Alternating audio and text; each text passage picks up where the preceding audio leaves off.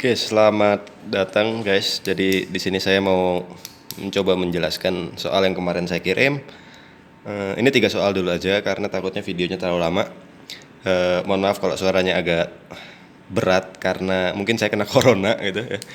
Jadi dalam soal itu dikatakan bahwa saldo kas dari PT Putra Bangsa di Bank Danamon pada tanggal 31 Desember menurut catatan perusahaan adalah 72 juta. Dan menurut laporan bank adalah 755 juta. Jadi di sini kita tahu bahwa ada perbedaan antara pencatatan yang dilakukan oleh perusahaan dan bank. Di sini ada selisih, kalau perusahaan itu mencatatnya 720, bank itu 755. Nah, tugas kita adalah mencari tahu ini kenapa bisa berbeda gitu ya. Nah, di sini kita bahas 3 soal dulu aja. Di sini keterangan pertama adalah bank berhasil menagihkan piutang wesel perusahaan sebesar 100 juta berikut bunga wesel 4.500.000. Oke, jadi ilustrasinya seperti ini. Katakanlah ini perusahaan. Ya, ini perusahaan, lihat kelihatan ya. Dan ini adalah bank. Aku nggak bisa videoin dong. Oke, nah di sini bank diberi amanat oleh perusahaan untuk menagihkan piutangnya. Ya, jadi katakanlah di sini ada pihak ketiga. Misalnya di sini adalah pembeli yang melakukan pembelian secara kredit ke perusahaan. Artinya dia punya utang kan ya, dan perusahaan punya piutang. Nah di sini pihak bank diberi amanat oleh perusahaan untuk menagihkan. Ya. Oke, berarti di sini anggaplah di sini ada debt collector datang ke pembeli, gitu ya. Nah, dia tagih dan ternyata berhasil ditagih sebesar berapa itu? 100 juta plus dengan bunganya 4,5. Oke. Nah, di sini bank sudah mencatatkan uang sebesar 100 juta plus 4,5 juta untuk menambah rekening perusahaan. Ya, perusahaan kan nyimpan uangnya di bank. Ya, ditambahkan langsung ke rekeningnya. Tapi perusahaan tahu nggak kalau misalnya piutangnya sudah ditagihkan? Belum kan? Tahunya kapan? Ketika nanti bank ini memberikan rekening koran kepada perusahaan. Itu biasanya pada akhir bulan. Oke, berarti di sini siapa yang harus melakukan penyesuaian? Ya, bank atau perusahaan? Jelas perusahaan, karena bank sudah mencatat adanya kenaikan kas. Ya, paham ya?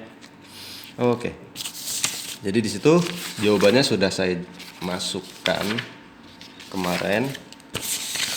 Oke, di sini karena yang melakukan penyesuaian adalah perusahaan, maka kita akan buat jurnalnya. Ya. Kalau penyesuaiannya dilakukan oleh pihak bank, maka kita nggak perlu ngejurnal karena asumsinya kita adalah akuntannya perusahaan. Oke. Piutang tertagih plus bunganya. Ya. Asumsi teman-teman sudah paham ya. Ketika piutang ditagih dengan bunganya, jurnalnya seperti apa? Ya. Berarti di sini ada kas, di debit 104.500.000, yaitu berasal dari piutang wesel 100 juta. Dan pendapatan bunga wesel. Bank nyatat nggak? Enggak. Kenapa? Karena dia tidak harus melakukan penyesuaian. Ya, dia sudah mencatatkan dulu ketika piutang ini tertagih, masuk ke rekening. Oke, paham ya? Nanti kalau nggak paham, japri aja. Oke. Soal kedua, berdasarkan laporan bank telah membebani perusahaan 5 juta untuk biaya admin. Ya, kita tahu kalau misalnya kita nyimpen uang di bank pasti tiap bulan kan ada potongan gitu untuk biaya administrasi sebesar. Nah, di sini sebesar 5 juta. Oke. Dengan memberikan biaya administrasi 5 juta, otomatis pihak bank secara langsung akan mengurangi saldo kas milik perusahaan. Langsung dikurangi, ya kan? Nah, perusahaan tahu nggak kalau misalnya dia dapat beban administrasi? Belum. Kapan tahunya? Ketika menerima laporan dari bank atau biasa disebut dengan rekening koran. Gitu. Jadi siapa yang melakukan penyesuaian? Jelas pihak perusahaan. Itu jurnalnya sama seperti biasa. Biaya administrasi di debit dan kas di kredit 5 juta. Oke, itu dua. Oke ya, ini soal kedua. Bank melakukan penyesuaian enggak, karena dia langsung mengurangkan kasnya si perusahaan. Soal ketiga, nah ini soal terakhir untuk video yang pertama, biar nggak kelamaan. Berdasarkan memo kredit yang dikirim bersamaan dengan laporan bank, perusahaan memperoleh bunga pada bulan Desember 2018 sebesar 2.500.000 ya. Jadi kasusnya sama seperti nomor yang 2 atasnya. Hanya saja kalau yang nomor 2 itu perusahaan dibebani dengan biaya administrasi. Soal ketiga, perusahaan dikasih pendapatan bunga gitu. Bank sudah tahu dapat bunga, tahu karena dia ngasih, jelas kan ya. Jadi pendapatan bunga sebesar 2.500.000 oleh pihak bank langsung ditambahkan ke rekening perusahaan. Sedangkan perusahaan dia belum tahu kalau misalnya dia dapat bunga sampai dengan laporan bank dikirim ke perusahaan. Karena itu penyesuaian dilakukan hanya oleh pihak perusahaan.